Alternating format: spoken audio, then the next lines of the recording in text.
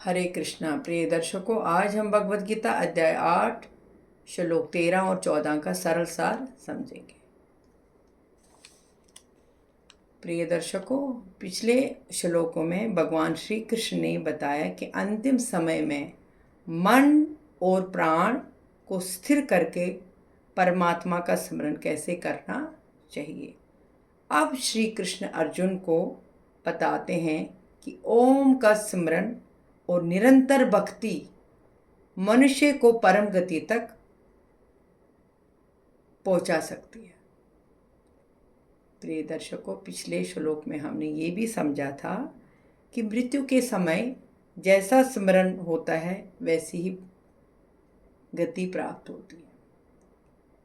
अब श्री कृष्ण अर्जुन को बताते हैं कि जो व्यक्ति पूरे जीवन प्रेम और श्रद्धा से भगवान का स्मरण करता है उसके लिए परमात्मा को प्राप्त करना सरल हो जाता है।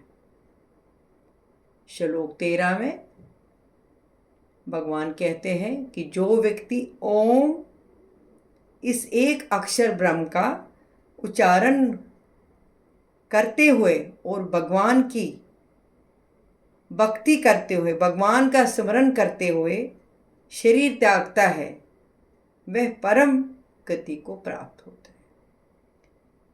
जिस प्रकार से एक विद्यार्थी पूरे वर्ष मन लगाकर पढ़ाई करता है और परीक्षा के समय उसका मन जो है स्थिर रहता है, उसे कोई चिंता नहीं होती है, वैसे ही जो व्यक्ति जीवन भर भगवान का स्मरण करता है उसके अंतिम समय में भी भगवान ही याद आते हैं। श्लोक 14 में भगवान कहते हैं, जो भक्त निरंतर मेरा स्मरण करता है और जिसका मन कहीं और नहीं भटकता है उसके लिए मुझे प्राप्त करना बहुत ही आसान होता है।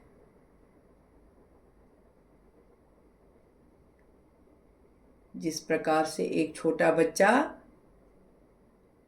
हर परिस्थिति में अपनी माँ पर ही सबसे ज़्यादा भरोसा करता है, वैसे ही सच्चा भक्त हर समय भगवान पे विश्वास रखता है। ऐसे भक्त से भगवान जो है वो स्वयं भी दूर नहीं रहते। यहाँ पर सिर्फ विश्वास की बात है।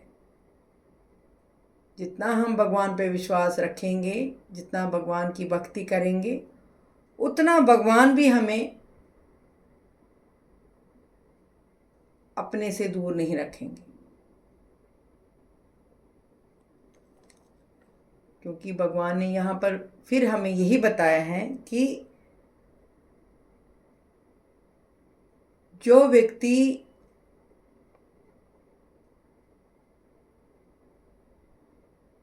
भगवान पर पूरी तरह से विश्वास करता है, भगवान को बहुत मानता है, विश्वास रखता है, भगवान की भक्ति करता है, उससे मैं स्वयं ही दूर नहीं रह सकता।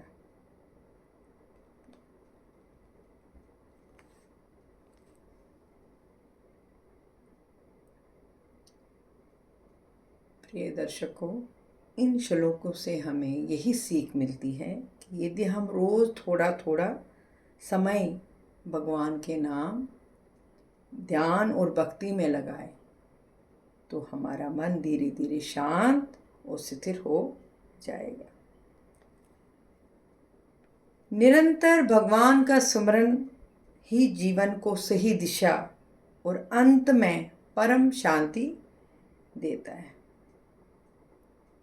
प्रिय दर्शकों, यहाँ पर श्री कृष्ण का संदेश स्पष्ट है। भगवान कहते हैं कि जो मनुष्य प्रेम और विश्वास से हर समय भगवान को याद करता है उसके लिए ईश्वर को पाना कठिन नहीं है। तो प्रिय दर्शकों, अगर इन श्लोकों से आपको कुछ ज्ञान प्राप्त हुआ हो तो लाइक, शेयर और कमेंट करना ना भूलिएगा। सब्सक्राइब भी कीजिए। मिलते हैं कल एक और ऐसे श्लोक के साथ। तब तक के लिए स्वस्थ रहिए, खुश रहिए, गीता का ज्ञान बढ़ाते रहिए। अपने बच्चों को भी गीता के बारे में बताइए। जय श्री कृष्ण।